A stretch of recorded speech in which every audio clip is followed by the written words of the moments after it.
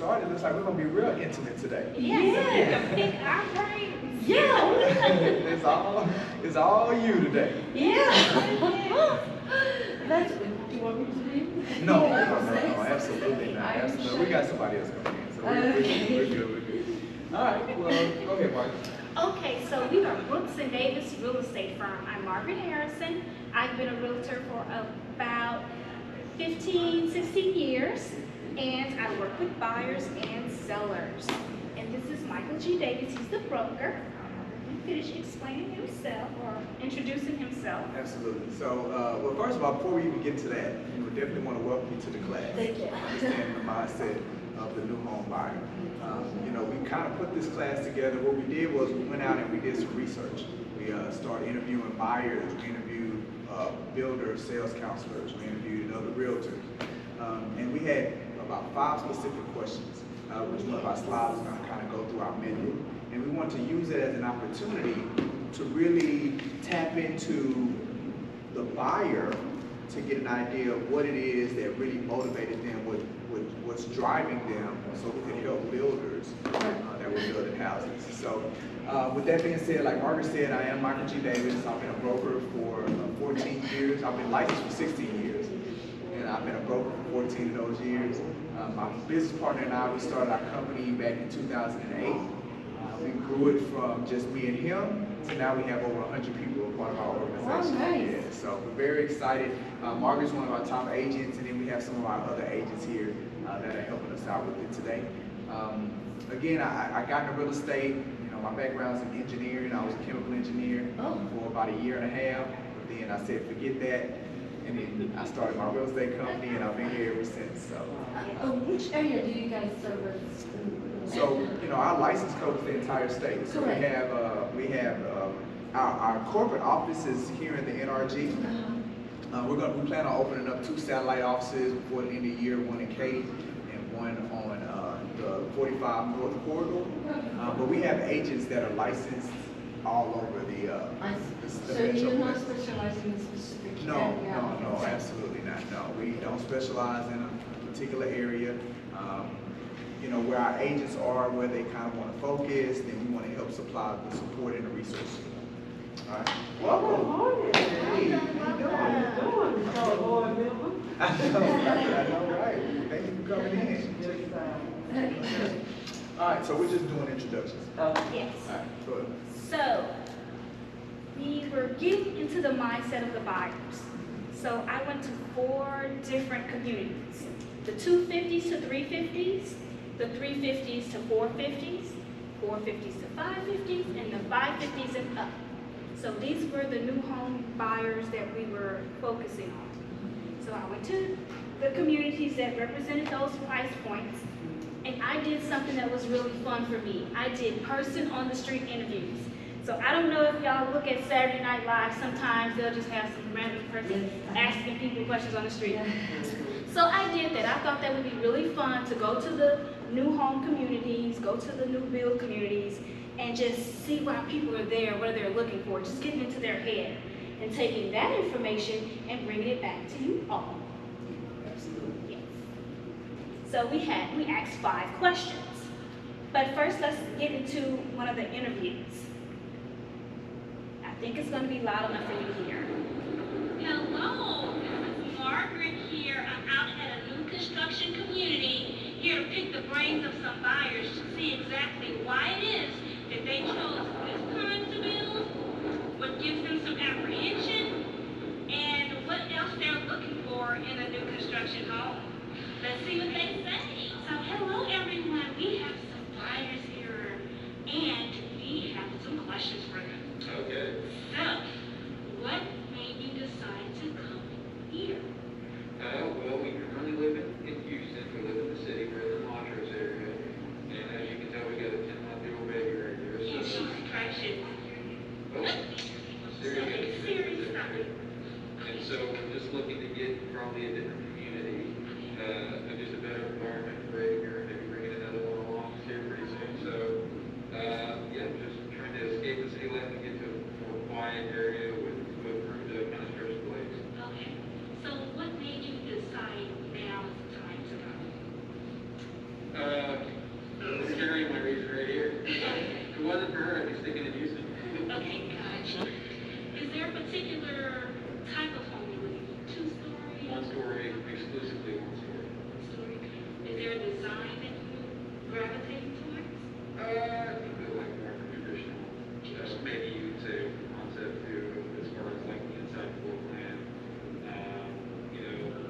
emphasis on kitchen and communal areas. Okay. How did y'all decide that? Like decide those things that you wanted in the home? Well, I mean, honestly, we've been looking off and on for like the past year and a half. So just, seeing as many full times as we have, just we know we gravitate to it. Not really interested in the huge grand bathrooms or the huge closets. I'd rather have that square footage allocated to where the family's hanging out, where we're cooking meals, where we're getting together, hanging with friends. You know, that's more important for us. Gotcha. Okay, well, here's another good question for you. Okay. What would give you some anxiety about, what are you most anxious about the process? Well, I guess if you were getting into you're on the early side of the community and not knowing what direction it was going to take, maybe, you get to there and there's a lot of open fields nearby, and ends up, there's some sort of apartment complex, you start bringing people that you didn't know, you know what I mean, just like not really sure about the area, so if we weren't very confident in the area, that would bring me a lot of anxiety. So just getting in too early. Right. Develop. Right. Okay. Sam, what are some other questions there? The last one, what would stop you from buying? That's a good one. That school district, South Carolina. Okay. Yeah. High tax rate, possibly. Okay. Would you say like even the service that you get with sales counselors, would that impact your buying? I think her and I pretty much, whoever we talk to, we're pretty very pointed in what we want. Yeah, so you're gonna take control. They're just, I have to get through them to see what the thing is. Yeah, okay, so that wouldn't even deter you. They don't mean that they're a jerk, I'm really just kind of putting up with you to get to the house. You know what I mean? I don't, even if they're really nice, it's not like they're gonna really talk about It doesn't matter, yeah. Just give us a house, yeah, got it. I would just be decent, Yeah, Don't be rude, that's yeah, don't okay. be. Yeah. Well, you know, so much. Thank you guys so much. Thank you. Thank you. Alright, so that was an example of how the interviews kind of went. So that's where we were able to kind of pull the data, pull the information, and then Margaret did an excellent job of piecing it together and coming up with some patterns so we could be able to present for you guys. Yes. And here are the 5 questions that we asked. So it was a very short survey because, people don't like filling out a lot of stuff. So it was very short, so we tried to dive into what really it is that you feel that the builders need to know. So the first question, how did you determine where you wanted to buy? How did you determine what kind of house you wanted to buy? How did you determine when you wanted to buy? What would stop you from buying? And what about the home buying process that you're most concerned about? So those were the 5 questions that we asked. And I said we went to 4 different communities. We asked sales counselors, the new home buyers, and a few realtors. So our first question, how did you determine where you wanted to buy? Everyone knows location, location, location. But that's not just a cliche, it's actually very practical.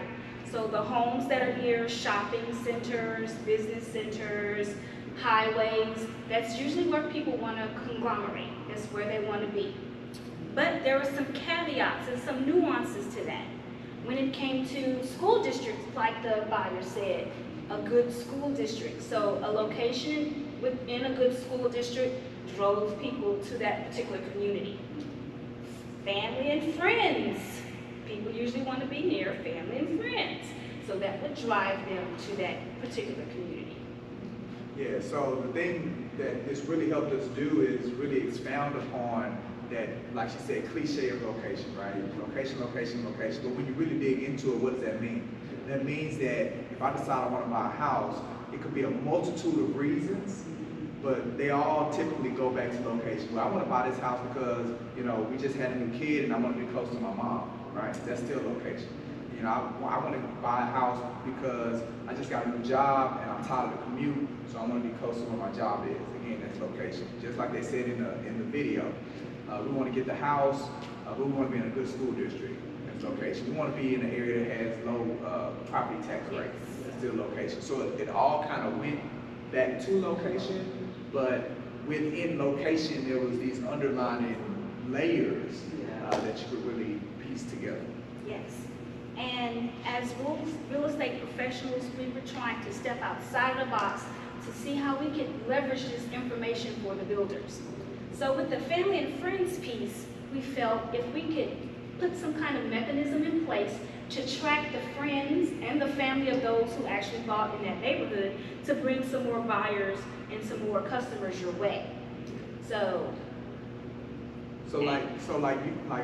taking in consideration you had that one sale, right? So you sold this home to that buyer. Well, if you could figure out a way to tap into their sphere of influence, right?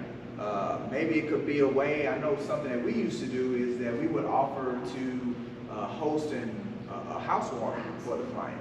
And what that would allow is, that would allow you to kind of get access to their friends, their family, and hey, look, we'll send the invitations out for you. We'll, set it up for you, or we'll cater it for you. And what it does is it allows you to come in as a representative at their housewarming party, and now you're able to expose yourself to their family and friends. Because I can speak for myself personally. When me and my wife first moved in our house, one of the things that really weighed heavily on our decision was the fact that it was almost in walking distance where my mom lived. And I know, Margaret, we have some other situations like that. yes, we had an affiliate member who was newly retired and relocating.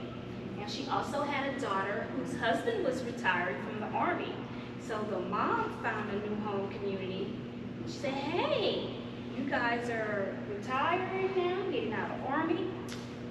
There's a new house 9 doors down. So that builder got 2 for the price of 1. So his marketing efforts to that one, to the mother, branched off to 2. The daughter came along, and people want to be near friends and family. So if we can just capitalize on that, that will get you more buyers. Absolutely. Yes. Also, as we were thinking outside of the box, we were thinking employee promotional offers for those who want to be near their jobs, who want to be maybe in walking distance from their job, or maybe 15 to 20-minute drive from their job. So we said if the builders could market with the local businesses and we could offer incentives for those employees, the builder would get more buyers coming through the door. So so the thought process behind that is, if my decision to buy is going to be based on me being in a certain vicinity to my job, well, now as a builder, you're competing with other builders, or you're competing with resale homes. But what is it that you can do to cement in their mind them choosing to buy your house? Well, if you partner with that employer, and say, hey, look, if you buy here, we know you want to move close to where you work. And if you buy here with this builder, they're going to offer you a free refrigerator or a garage or something like that. Then it furthers your position as it relates to you competing with the other options that employee may have. Yes, so that's excellent. So our next question, how did you determine what kind of house you wanted to buy? So as you can see this slide here, those bees have outgrown their spot. So a lot of new babies came into the picture.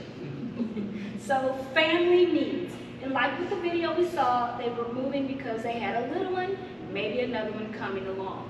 So family needs and lifestyle was the big reason why they chose what kind of house. And so when it comes to family needs, it was, if you got a new little one, you need a larger house. Or if you didn't got them out of the house and you're like, I don't need all this house. Right. So, again, and then when it comes to lifestyle, like if you want, all right, we're swimmers, so we want a pool, right? We want to get a yard that's large enough for the pool. Or, we like to play golf, so we want something on the golf course so we can easily get out there. So we were able to see a pattern as it related to those two, from the family needs piece and the lifestyle piece. Even, and another thing, the whole multi-gen thing that's kind of going on, where people are now in the market and they're looking for, I got to take care of my kids and I got to take care of my parents. And then you create that cohesive set. Again, that falls under family needs. right, so a builder would think, well, I need to have plans for each of these needs. And there's a lot of needs out there. So that could get overwhelming. And it really doesn't help the buyer when they have a multiple options in front of them. They tend to freeze, and then the likelihood of them actually buying goes down. So too many options is no bueno. They say you get choked out with getting choked out by choices. Yes. So we figured maybe offering modifications to the plan at a cost, of course, that would give some flexibility to let the buyers design the home the way they would like to meet their family needs. Right. In essence, you know, the builder kind of creates 80% of what the plan looks like, right? But then that buyer has an opportunity, because you may get that buyer that comes in there and they have the whole mother-in-law, you know, Yes. situation. So now if there was an option to where they could make a modification or an adjustment, again, they paying for it, but for them to be able to have that flexibility, because like Margaret said, it's this plethora of family needs or reasons why somebody would want a certain floor plan or a certain layout. Well, since that's the case, make 80% of your plan this, right? And with the opportunity for them to add whatever specifics that they would want based on what their specific family need is, which will probably open you up to more buyers. Exactly. And when it comes in terms of their lifestyle surrounding the community, we felt that if you offer incentives for memberships at local clubs, like say for instance, golfing. If there's a golf course nearby, people who may be going to that community, they may like to play golf. Well, to attract more buyers, you go to the golf club and say, hey, we will offer your members this incentives. Or with new members coming in, we'll say, hey, we have a 2-year membership to this golf club if you buy here in this community. So partnering with the local clubs, gyms, hey, you have a free membership to Equinox if you buy this particular home in this area. So those partnerships would drive buyers toward your products. Yeah, absolutely. Because think about it, those memberships are already driving people into the community, right? So if they're a member of a particular golf club, or they're a member of a particular lodge or a gym or whatever reason. So those memberships are drawing people into the community. So now if you partner with them, that's more exposure for your product.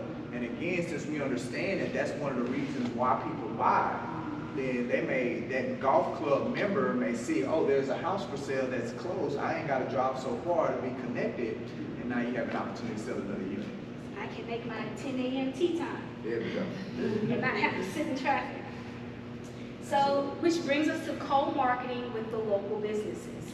So if the lifestyle and the businesses are driving people to the area, if you market with those businesses, you're getting some brand recognition for your name, and you're getting people near your product and maybe into your product to see what you do. So co-marketing with the businesses will do wonders for you getting people into your products. Yes. So that was question number 2. Third question, how did you determine when you wanted to buy? Well, the results we had from that question was just the big life changes. I'm getting a divorce. That's the one you're going to start with? Yes, I'm getting a divorce. Or my kids are going off to college. I have a new baby on the way. I'm getting married. I'm retiring. I have a new job. So these were the big things that people said, this is why I'm in the market now. And then of course you have prices and interest rates. That was another thing that's always in the back of their mind. They're trying to say, when do I get in? And it's like double dutch, when do I get in? Interest rates are so low, let me jump in now. But it's usually those big life changes that are spurring the decisions on. So what does that mean to you, the builder? So how do you leverage these life experiences? Right. So as professionals, we're putting our heads together, thinking creatively. So we were like, okay, if it's the life experiences, what happens with these life experiences? Celebrations. You celebrate when the new baby comes. There's usually a baby shower. You celebrate when marriages occur. Wedding shower. Yeah, quick. Bridal shower. Bridal showers. Bridal shower. Yeah, so you celebrate those things. Even they're having divorce parties. Yeah, divorce parties, right? So Retirement parties. Retirement parties. So you celebrate these big things. Graduation parties. Graduation parties, yes. And sometimes get the kids out of their downsizing party. Unfortunately, if somebody passes away, you have to repass. Unfortunately, yes. So these things happen through celebrations. So thinking creatively, if a builder had an event space that they offered for free to hold these celebrations, the families, their members, their friends would come to this event center, which will be showcasing your product, of course, because you built it. They'll get to see, oh, really, this is nice. I love the crown molding here. I love these floors. And everyone's having a good time. They're in the community. Are there any more houses for sale here? Are they still building here? I think I would love to be here. That drives many people to your event center. Absolutely. Drives me. And, you know, and as we sit and talk about it, you know, it doesn't even necessarily even have to go to the extent of like a actual event center or clubhouse that, you know, within the community. You know, the builder could utilize the model home and just allow people to have celebrations and things within the model home. Again, it gives that additional exposure to the type of, you know, it gives that additional exposure in the way that the buyer is receiving it, right? So we're saying that most people make that decision when something, a major life experience happens. All right, well, now we're having this retirement party. I'm celebrating and I got all my, really you kind of get the two for the price of one, right? So I got all my friends and all my family coming in celebrating with me at this retirement party. They're being exposed to this product, and I'm even thinking, hey, you know what, I am ready to downsize. You know what, this is a pretty nice community for me to live in, right? So, you know, that thought came to my mind as well, that you could even leverage the model home to have these kind of celebrations to put your units in front of other people. Yes. Next question. What will stop you from buying? This is a big one, because if we could tackle this one head on, you could cut some problems down the road off at the pass. So, pricing. Many of the buyers said, oh, if the price is just too high, I don't think I'll buy. I think I'll just, you know, stop and hold out for a while. But here's the challenge with that. Like, most buyers don't know. They don't know what price they can or cannot afford. And a lot of them are very apprehensive about going to find out. So, you know, especially from a pricing standpoint, if you could assist in helping educate the buyer to understand what is their true buying power so they can make that sound decision on if they can afford it or not. Yes. The next answer was the loan falling through. They're like, if the loan falls through, I have to stop buying. So, which is another tricky one because you don't have a lot of, as builders, you don't have a lot of control over that. The next one was the home just not meeting the buyer's expectations. So what does that information mean to the builder? Well, as far as the loan falling through, I think as a builder, the sooner you know there's a problem, the better. You can get the home back on the market. Because the reality is that as a builder, you don't want them to stop buying, right? So, you know, what are those measures that you can put in place to ensure getting them to the finish line? So that's what we're going to talk about a little bit here. So, speaking with the lender, maybe partner with your own lender to make sure that you can stay in the process as much as you can. Well, here's the reality. You can't control if the loan will bust out or not, right? You know, buyers, unfortunately, that make bad decisions, and you know, it puts them in a situation where they can't move forward with the loan. Or, you know, just changes happen that are out of control of the builder. So the reality, though, is that if the loan is going to fall through, you want to know as soon as possible that it's going to fall through, because you want to be able to hurry up and get that unit back on the market so you can sell it again.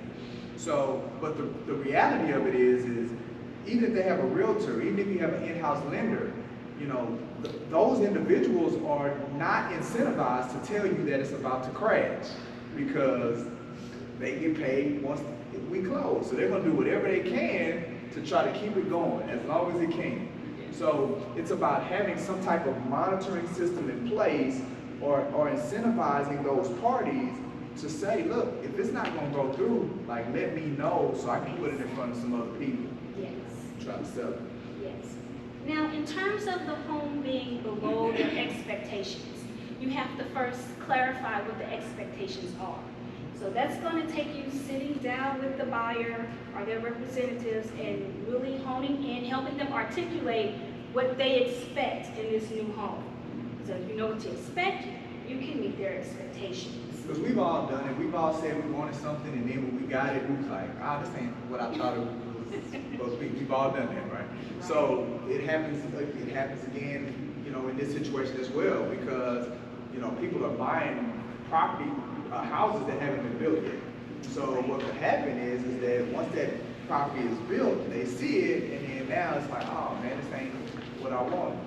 So if you could, on the front end, just get real crystal clear with the client as far as, you know, in essence, this is what you're going to be getting, this is what you're going to be receiving, and try to be as detailed and go in as much depth as possible with that client, then it really helps you alleviate this possibility of, oh, this ain't what I wanted, now I'm trying to back out of the country.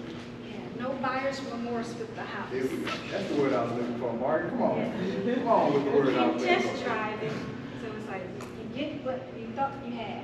Absolutely. That's what you get. Now, you know, here's the you know, with this virtual reality and having those virtual glasses and things like that, I mean, you can have your buyer kind of experience what it is that they're about to purchase. Like, those opportunities do exist. Our next question. What about the process gives you anxiety? What are you most concerned about? So this one, when a buyer is scared, they don't do anything. So Freeze. yes, they freeze. So time was a big issue when I was asking this question. Is it going to be done on time? You know, my lease is up at this time. Where are we going to go if the house isn't ready yet? My new job is coming. What is it going to be ready by then? What are we going to do? So that gave them a lot of anxiety. And then, of course, with the new builds, there's unpredictable variables. Weather, that's the biggest one. Weather throws your timelines off. COVID threw timelines off. Lumber prices. Lumber prices. Yeah. And in Canada, I think it was a beetle or a bug that ate all the wood, that gave us a shortage. They keep trying to blame this lumber crisis on COVID. It wasn't COVID. It was the beetle. It was the beetles. Happening right now? Yes. It was the beetles. They ate about 30% of the supply of lumber. That's why. Really? Oh yeah, that's what the problem is. So It's not terrorists. No, it's not terrorists. A beetle, there was this beetle infestation because Canada is one of the largest exporters of lumber. So in about every 10, 15 years, they have this humongous swarm of beetles. So it's kind of like a natural disaster. So this year they showed up, and what happens is that when they eat the wood, you can't use none of it. You can't even cut it off because it turns the wood pink. Yeah, it's crazy. And so about 30% of the lumber production has been affected by this beetle situation. So that's why lumber prices have tripled, because it's supply and demand. And with that, the times for the homes to be built And prices. gets affected. So that's an unforeseen variable. So that scares buyers. They know anything could happen. My house won't be built on time. And then the home not being built to their standards. So you have some picky buyers. They want to make sure everything is leveled, all the nails are where they're supposed to be, all the beams are okay. So that was off-putting for some of the buyers when they thought that the home wouldn't be built to their standards. And that's really what trust, right? Them Yes. trusting, hey, is this builder going to build it according, like if I, once the house is built, once I've committed to this 30-year loan, now I'm on the hook. All right, now I'm afraid 6 months down the road I'm gonna look up and the ceiling gonna fall in, right? So that was a true concern for them. So how do we fix those concerns or work towards fixing them? So with the timelines, testimonies. If you're a builder, get testimonies of you meeting your project times on time, and you meeting your timelines timely. You can get with your subs, your contractors, incentivize them to, hey, we have to meet this timeline. If you meet your timelines, when you get a bonus, it's up to you. Or testimonies saying, hey, builder so-and-so was great. They met all of the timelines. Everything was done in order.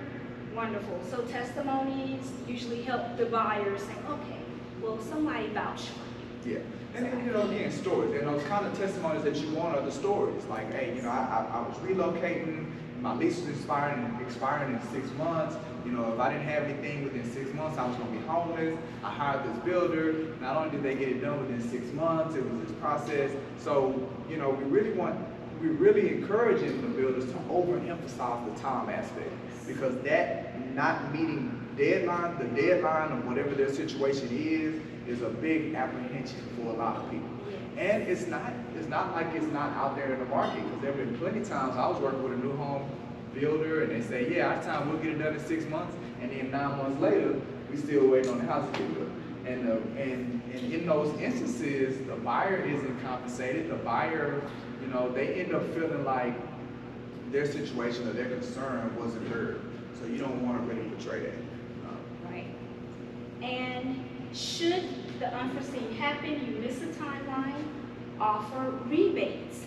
So that's you putting your stamp on it. Hey, we're gonna complete it in this amount of time.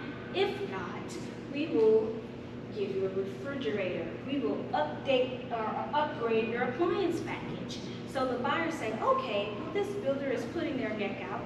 They're willing to pay more if they don't meet this. So I'm pretty sure no one wants to lose money. I'm pretty sure this builder's gonna go ahead and meet these timelines. So we were thinking, hey, rebates. That will help assure the buyers. Because again, you know, and I'll go back to it again, it's trust, right? That buyer wants to be able to trust that, in essence, the time frames that you submitted, that you're going to meet. So by doing some of these things, you're communicating to the buyer, if we miss it, you know, if we fall out of line, you know, this is what you're going to receive because of it. It offers that additional level of assurance to them, and will, again, put you on a greater plateau over your competition. Right. Then home inspection credit. So this was one we really had to think outside of the box. So you have these picky buyers coming in thinking they know how to build a home. They tell you, okay, this is what we want. I think this needs to be this way. What you can do as a builder, offer some incentives for an inspection every step of the way. So offer a credit, which you can put on top of the price, so you're not really coming out of your pocket, but it's assuring the buyer that you bring in whoever you want, or we have a third-party list here. Let them inspect our work. We stand by it. So we're even going to pay you to get the home inspected.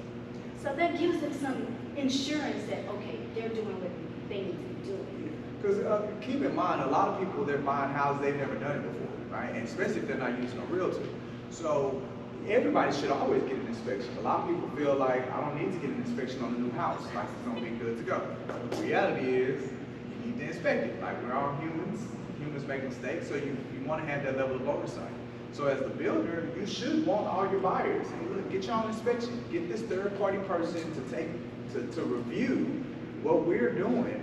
And again, doing that up front and incentivizing them, or like offering them a credit for that, that's showing them, hey, you know what, I can trust that this situation is going, or this house is going to be built to whatever standard that I want it to be.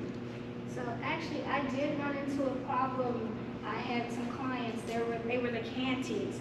The Canties were a professional couple that thought they knew what the house should look like, what should go into building a home. They wouldn't build it. They weren't. So they were actually on their hands and knees at one of the walkthroughs inspecting. So it's like, okay, so there was a trust factor there. So if we had gotten it inspected before and at every stage, that probably would have alleviated some of that stress they were going through. Because I was stressing out. I'm like, oh, I would get down there and help you, but I don't know what you're looking for. So it's like they needed some assurance that that house was built to the standards that they were looking for. So an inspection would have definitely helped alleviate that.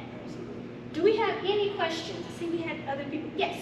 Just to piggyback on that, just as a realtor, going in with inspections and, you know, the buyer can be over anxious when they see the construction process, right?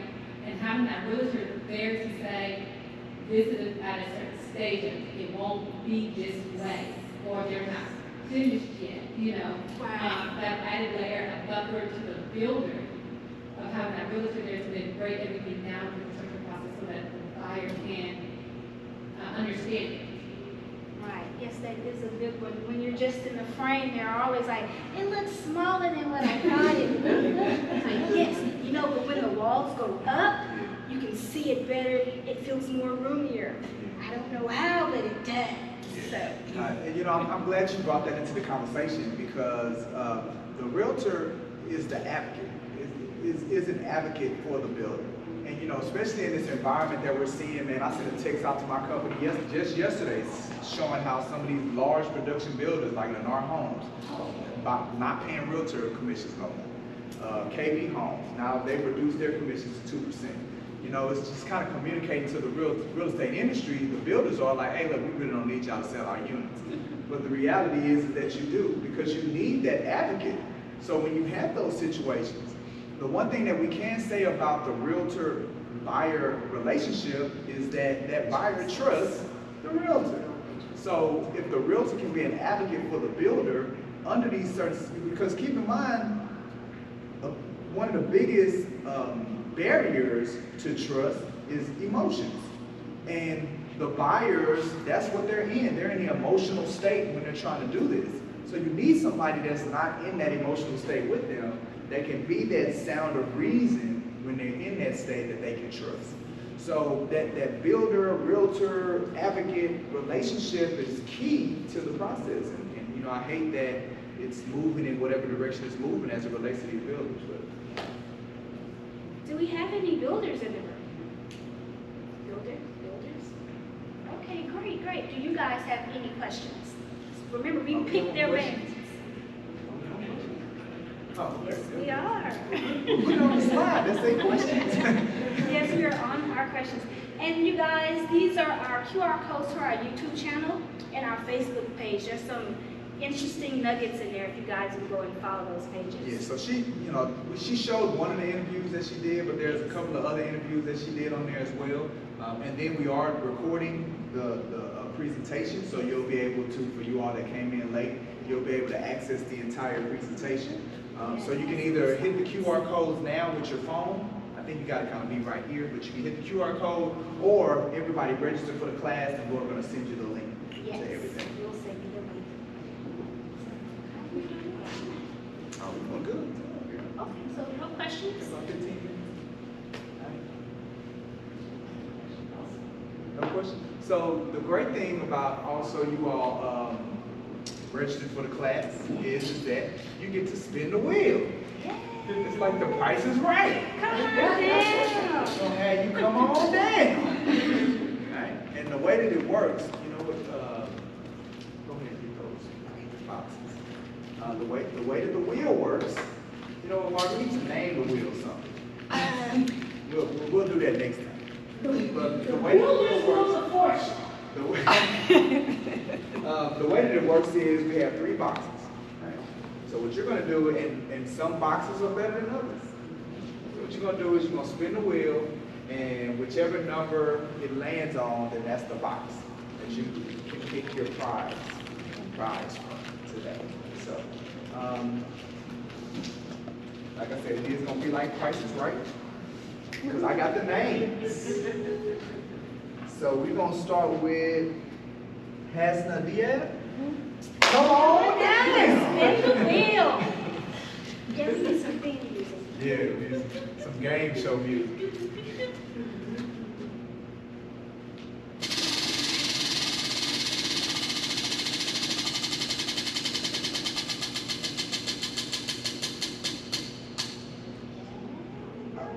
Two! Alright. So you can pick anything out of the box number 2. Alright. Now we have Shannon Higgins, fellow board member, secretary of the Houston Black Real Estate Association. Come on down. Blessing us with her presence today. All right, I'm ready to read. Let's go, Shannon. Almost there.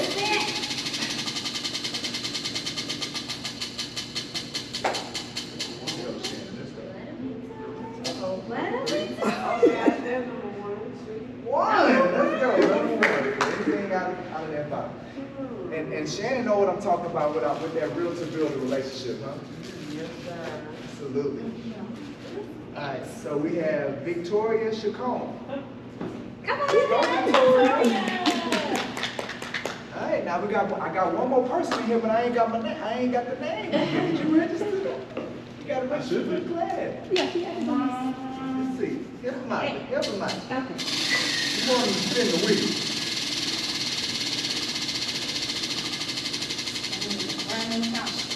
Yeah, bring it out. That's what we want. Two. All right. All right.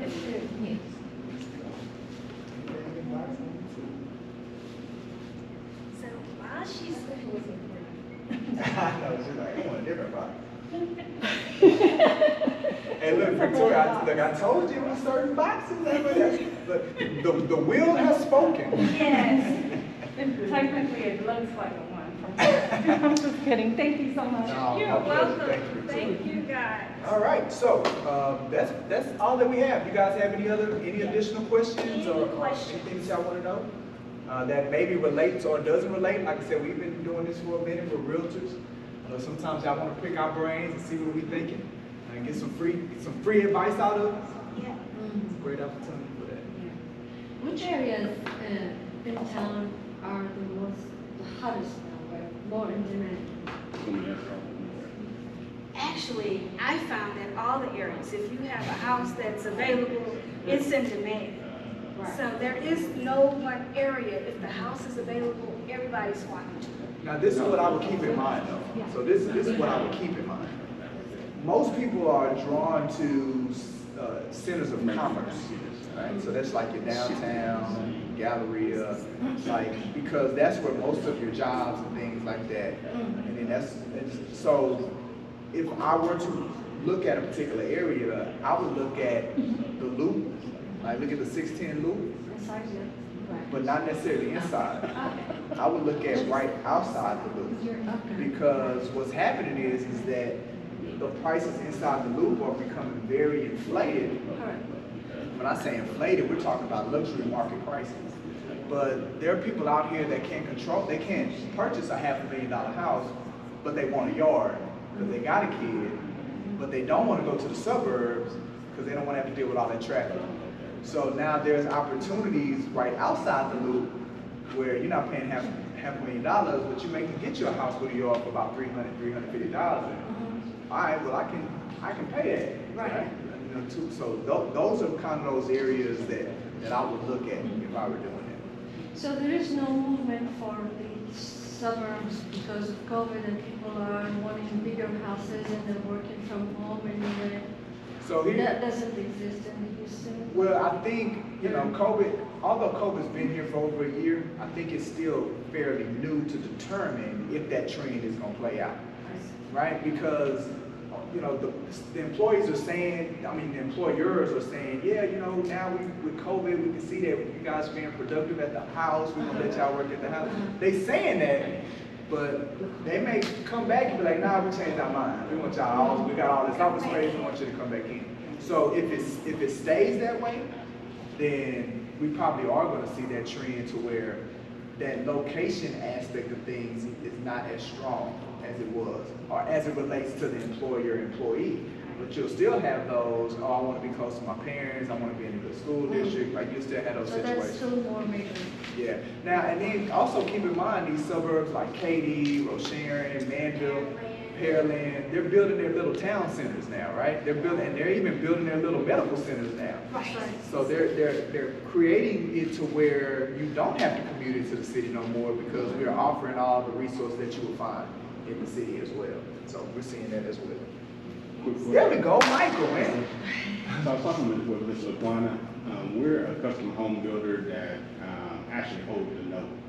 So one of the things that we kind of been coming up against with some of the real estate agents is they know what they usually make off of a home. But when they come to us, we have independent sales contractors.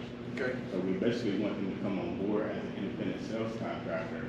But for some people, it's kind of like they have a fight back and forth because it's like, I know how much I should be making off this sale. But you can kind of like what you said with KB, I dropped from 3% down to a 2%. So what's that market going to look like going on in the future? Is it going to continue to drop? So I don't think a lot of people realize that you have a lot of advantages of kind of going with us because we have other things on the back end. But I just want to bring that up because I know a lot of home builders, they don't actually hold their number. No, none of them do. So That's what I said. Found that. That's awesome. Go ahead. And then you got to come on and spin the wheel now. I see your name up there. They're number one. My trade. Yeah, the only one. I don't know what you think that's just. The few looking at number 3. One. Yeah, that's the one you need. Let's see if you got it. Oh, no. Oh, he still got it. Which one is it? He got one. See? That was my spin, we're buddies. No, we work together, we're buddies. Look, maybe I could trade. You just take one That's thing what I out of said, it. we're gonna trade mine, take something different. But I think that, so yeah, I mean, it's real, that's real new right now. The builders and the commissions, like that situation is unprecedented. So, But even more unprecedented about that is we're built to basically help the end customer. So we're taking interest off the table, so that's why we're holding it up. So we're taking the bank out of the equation, so now you're not taking on that interest rate. right. So now it's a less of a cost for the But customer to get into. So check this out, Michael, because this is actually a conversation that me and Laquan were having yesterday. The independent sales consultant, whose interests are they concerned for, right? Because as a realtor, when we work with the buyer, we're hired with the buyer, our fiduciary responsibility is to the buyer, so we're representing them, right? But for instance, I think we were having a conversation about Lennar Homes where they're not using realtors anymore because they've kind of adjusted their business model where they have this person to guide the buyer. But whose interest does that person take into consideration? Yeah. Is it the interest of Lennar, since they work for Lennar, or is it the interest of the buyer? Like, how do you walk that fine line? So how do you guys handle that with your independent sales consultant? We're still kind of playing around with it, so we kind of, with any company, you kind of see independent sales contractors and you get to see the knowledge base. So you see some that have expertise knowledge, but then you have some that don't really know the company, but they're going out trying to sell because they want money. So we kind of see that equation, so it's somewhat getting to the point where we just want you to refer, and then the company now is now informing the customer. So the people that work for the company overall, the whole base is to help out the customer. That's not really for so-called income, because if you think about it, everybody wants a house. Yeah. Everybody needs to live in a house, so we're not really financially looking at the profits, because profits will come in regardless. Yeah, absolutely. So If you the work, values there. so even like I talked to a guy yesterday, and he said that his whole company is partly maintenance, and he might go out and do a $5 or $15 maintenance, but now that trust and that loyalty that you have with that company, now it's long-term maintenance that's on a higher amount. So you focus on the customer all the time and focus on treating people right all the time, and the business is going to come. Absolutely. So with your independent consultants, they actually work for you. Yes. They work for your company, right? Okay, so that's that dynamic that she and I was talking about. So in essence, because prior to that business structure, you had the builder, and then you had the realtor. The builder or the builder's representative represented him, and then you had the realtor who represented the buyer. But it's like now it looks like the industry's trying to move into, you got the builder, you got his representative, you got the buyer, well, the realtor's out and the buyer's going in. So now the buyer is vulnerable, is what we're saying. Now, not to say that, look, you do good business, you're gonna take care of the customer, you know, you're gonna look out for them, but everybody don't do business like you. All builders don't do business like you. So that, and then also, again, the value in this, and I don't think you was here when I said it earlier, Michael, the value in the advocacy, having somebody that there's already a trust relationship been built with this person that's not tapped in emotionally, that can be reasonable, right? That can work with the builder and say, hey, look, they're not being unreasonable. Like this is what's going on, right? They don't have it out for you. They're not trying to take advantage of you. They're not trying to see you lose. Like these are the circumstances. They didn't have any control of what was going on. This is the variable that you have to take in consideration. A sound mind that they can listen to because that trust has been there. In a scenario where the customer is going directly to you, you don't have that buffer anymore, right? So, and they're already emotionally engaged. It may be more challenging for you to get past some of those barriers in those situations because you don't have that advocate there that the customer can trust. So those are just things that need to take in consideration, and I think it would be a lot better if we had more of these conversations where the realtors and the builders got in it together and really start talking through it. Now, question, you said that as a real estate agent, you have a fiduciary duty. Yeah. Now, what is that fiduciary duty? To the buyer, Yeah. to, in essence, make sure that buyer is protected and represented, that their costs, their bottom line is protected, not so much as Interest. our. their interest, that's what Their I'm looking for. interest. That their interest is protected above even our own, right? It's the same thing like even with like stocks and bonds and financial planners. Like when you get somebody that's a full fiduciary, that means that they can't even buy a stock. If they buy a stock and then, or if I buy a stock and then they see that it's a better rate, they can't go in there and buy that stock. They got to tell me. It's the same level as it relates to being a realtor and representing the client. That we have to put their interests far above our own interests. I'm just thinking in my head, like, does everybody abide by that? No. If it's You gotta get, Absolutely. that's how No. you gotta find the right one. But I do like what Michael did with becoming into the lending part of the process, because we had a slide that said that would stop a buyer from buying is their loan falling through. Yeah. And our recommendation was to get with the lender or to know as soon as possible if there's some problems so the builder can put the home back on the market. So you kind of circumvented that and you know when the loan is not gonna go. Well, they provide the capital, so. Yeah. You know, so kudos. So more or less, we realize that most people have problems with the funding process, so we're trying to assist with that process. That was our number 2 question, Yeah. the number 2 answer. Pricing, funding, loan falling through. How is the mortgage market right now? General? I mean, so the mortgage, It's just all good. yeah, the mortgage, Everything is good on that end. Yeah. It's just the product. yeah, it's not Having the the product. products it's about, or the prices for the Oh, product. yeah, just shoot that. People are being priced out Yeah. of the market. Do you all work with certain mortgage company or just client? No, well, we have relationships, like, you know, every once a quarter, a couple of times a quarter, we'll bring in mortgage companies or we'll bring in banks and they'll do presentations to our realtors that they can begin building relationships with. So we have a couple of the people that are on regular rotation with us, but then we also have other people, like today when we leave here, we have Prosperity Bank coming in and they're talking about one of their loan products. So we're always looking to kind of expose our realtors to the different products that are in the market.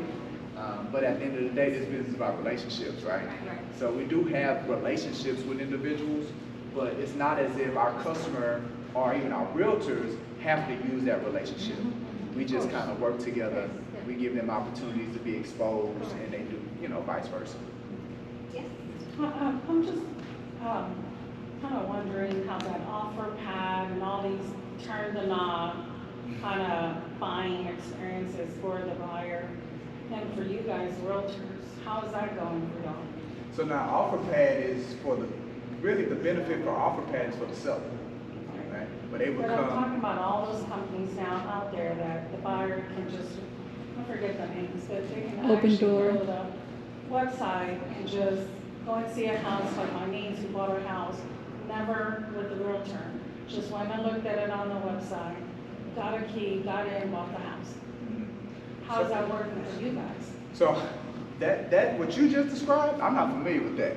Now the offer pad, and then you help me out, Shannon, if you are familiar with it. So the offer pad, Zillow offers, Open Door, like those are those internet or iBuyers that are coming in and they're approaching a seller and they're saying, hey, look, we'll buy your house, right? Upload the pictures, upload the specifics, let us look at it. We're gonna generate an offer. If you accept it, then we're gonna buy it. So I'm familiar with that, but I'm not necessarily familiar with the buyer going in. Where's Mhm. Yeah, I'm Yeah. not familiar with like with sales, but I know with leasing, you can have those when you can just the buyer, the tenants can just go And show yourself. and Yeah. show themselves. Yeah, now I'm familiar with that as well. But I, their Open Door has that.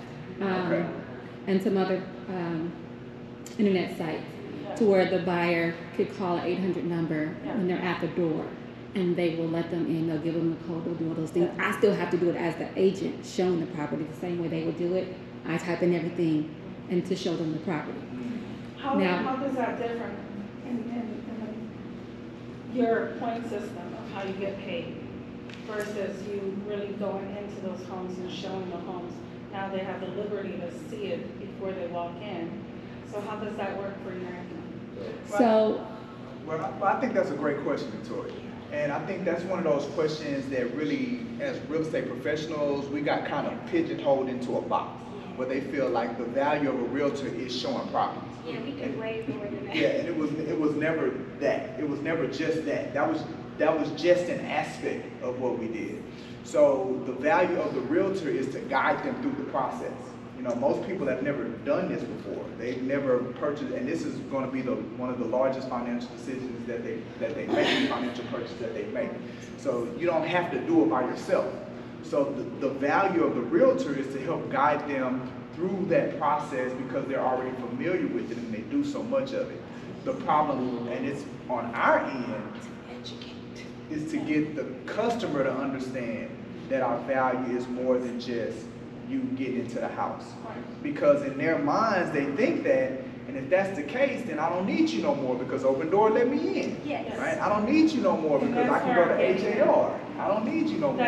That's exactly where I'm getting at, Yeah. because I used to be a realtor. Okay. And so, for our company, it's so much better because we do the education part of it, because that has nothing to do with the mortgage. Right. Has nothing to do with the bank. Right. So all these stops that they put on the customer just to even get an application to get qualified for, they're already getting turned down because of their FICO score is too low. Right. And so for us, it's a win-win. From the beginning, from the minute they are interested in a home, we allow them to go ahead and apply because the way we rate them is not based on their credit. Yeah. And so we are actively recruiting you guys to join our team. Absolutely. Absolutely. Because the thing is that realtors only get paid for one customer one time. You do a lot of work, but you have to deal with mortgage company or the financial institution. So yes, you get a percentage one time and it's a great one, but you don't really, like you said, you struggle with educating the customer, and you got the other guy, the loan officer, come in to educate you guys on that customer. So it's like a triangle. And then you may not close in 30 days like you had hoped. Right. You end up stretching it to 45, and then some of us, you used to close at 60 days. Right. And so that dynamic right now, it's what, we don't have those stops along the way. Well, I have a question for you, Victoria and Mike. So y'all work for the same company? Yes. All right. How is the lumber situation affecting you all's prices? It affects everyone, but we have the secret sauce to go and buy at a very good price. Okay, so it's all right. So You guys have your own supply. So it's a lot of things in the works. Yeah. Okay. So there's some things we're looking at. in the future to tackle it. Basically just a mill process, but Okay. also if you buy in bulk, then it's kind of like, I was talking to one of our contractors, and he said the same number that he touched yesterday in Lowe's is now this higher price. Like, how can you actually sell the same number that you had the prior day before? But that's just the way the market works. Yeah, yeah, And supply and demand. We're able to kind of like sidestep that if we already had the product on hand. Yeah, okay, okay. Well, good. All right, so, and I guess you all are recruiting realtors to be a part of your independent consultant We're looking for program? anyone who wants to help people. So when you talked about the best interest, we are for the people, for the customer. But it's not just for them, because when our plan works, it's really unique. And it starts with God. And so when we give back to his children, what they always should have had a home, without having to pay extra and not being a homeowner until maybe 30. Most people don't stay in that home for 30 years. We have found a way that they can pay for it lesser time. And not have the strategies that they have to go through a mortgage company, through a bank and all that. Okay. So yeah, we are recruiting, everyone is. So, you know, for the camera and for the people, if a realtor was interested in learning more about you all's program, what, y'all have a website or something? Yep, we have actually realtors that work with us already. Okay. We, like I said, everyone is welcome. When you registered, is that info in your registration? Yeah, on our website, we have Okay. information about that. And you're registered for the class. All right, awesome. All right, well, it looks like we had a couple more people that's coming to the class. Now, you all have registered for the class, so we will be sending out a link to the entire presentation. You'll be able to see that, so everything that you missed. But there's also an opportunity for you to come get a gift from our grab bag if you want. It's So, the wheel. let's see.